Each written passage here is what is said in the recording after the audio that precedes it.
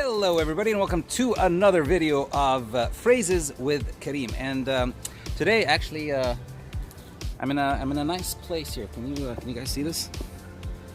So this place here is called David Lamb Park.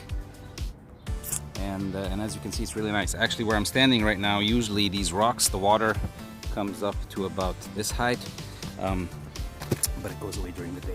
So today we're doing phrases, and today's phrase is actually not going to be told to you guys by me, but by Tito. Hey Tito. Hi. How's it going? Good.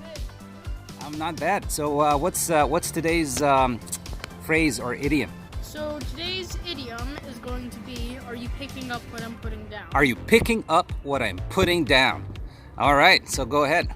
Okay, so let's do like a quick little, I don't know, I guess example Okay. of it, and you're gonna guess in the comments below.